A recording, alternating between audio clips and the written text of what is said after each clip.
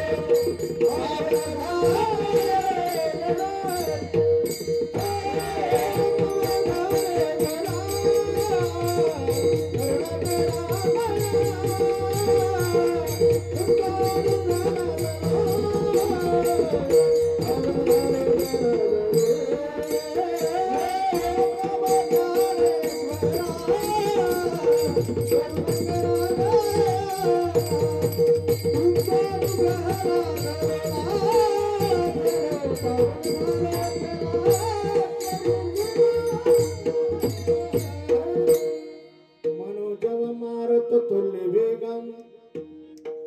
जितेंद्रियं बुद्धिमतां वरिष्ठं वातात्मजं वानरवितमोक्षं श्रीरामदूतं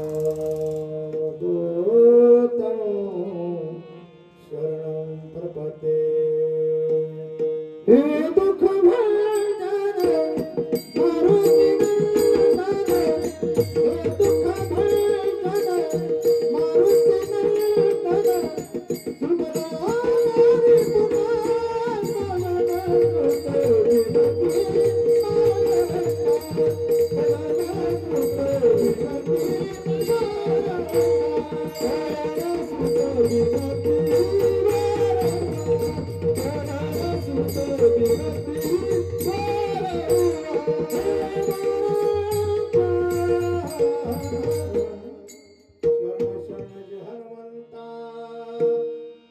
सुभद्रावरी रामदूता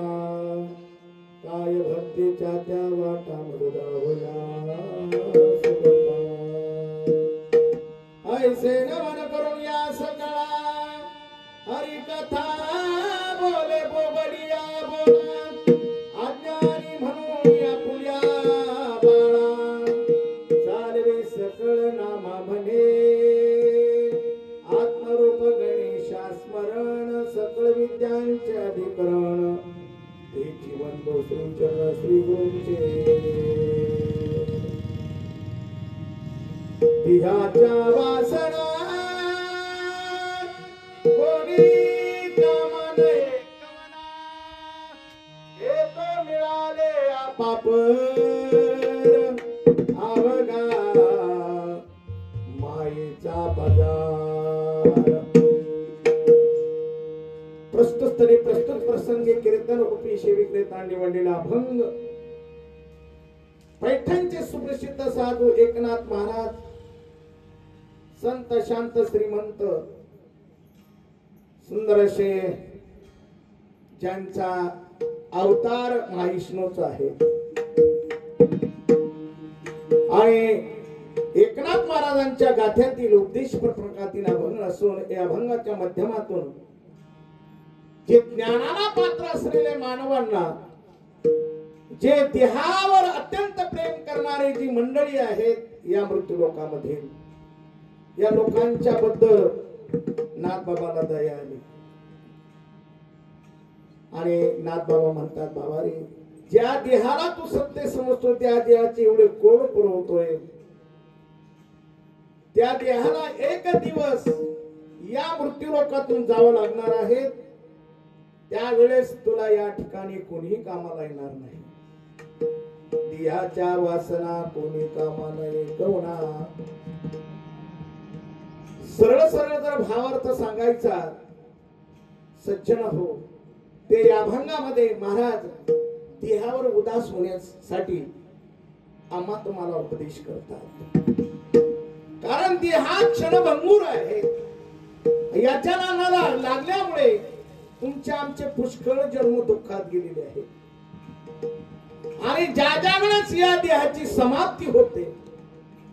त्या वेळेस या देहाला पोहोचण्यासाठी जेवढी म्हणून मंडळी येतात महाराज म्हणतात ते रडतात पडतात पण तुझ्यासाठी नाही तुझ्यासाठी शोक कोणी न करती दुःख रडती पडती पुढे कैसे होईल म्हणती या मृत्यू लोकांमध्ये असे म्हणणारे माणसं आहेत रडणारे आहेत पडणारे आहेत पण स्वतः करतात जो जातो त्याच्यासाठी अजिबात दुःख करत नाही तुझ्यासाठी दुःख कोणी न करती रडती पडती पुढे कैसे होईल म्हणती नाथ बाबा म्हणतात यांचे खरे मानू नको कारण महाराज यांचं काहीच खरं नाही. आणि तुझ्यासाठी एवढे त्या ठिकाणी तुला फक्त जिवंत आहे तोपर्यंत तुला त्या ठिकाणी आपलं आपलं म्हणतात. आणि एकदा का तुझ्या जवळला इंद्रियाचा खजिना संपला, इंद्रिय मावळली त्याला बागुल आजार, कैसाही प्रेत झालो तोची तुहे देह हे तुझा. म्हणून बाबा नाथ बाबा म्हणतात, तुम्ही आम्ही याच्यात गुंतून पडल्यामुळे तुम्ही काय करा, या देहाचे कुळ पुरवत राहू नका आणि या सोयऱ्याधाऱ्याच्या नांदाला लागत राहू नका. असा सरळ सरळ भावार्थ अभंगाचा तुम्हा सजना समोर मांडलेला आहे. गाव श्री क्षेत्र शिरूर, या शिरूर मुक्कामी तुम्ही आम्ही अगदी 11:30 या वेळेमध्ये भगवान परमात्म्याचं चिंतन करत आहोत. याचं काय कारण आहे, तरी यमुनाबाई का येनुबाई सारंगधर या बाबासाहेब सारंगधर चौधरी यांच्या आई आहेत. आणि या आईच्या पश्चात त्यांच्या 2 मुली आहेत, मंदाबाई सुदामराव ढेरे आणि सखूबाई भाऊसाहेब ढेरे. अशा 2 मुली या आईच्या आहेत. एक मुलगा आहे आणि कैलासवासी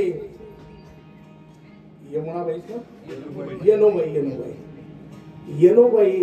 या आमच्यातून तुमच्यातून आज 13 दिवस झालेले आहेत. आई गेल्याचं दुःख बाबासाहेब भाऊंना झालेलं आहे. प्रत्येकाला आई गेल्याच्या नंतर जे दुःख होतं ते दुःख सहज होणारच महाराज.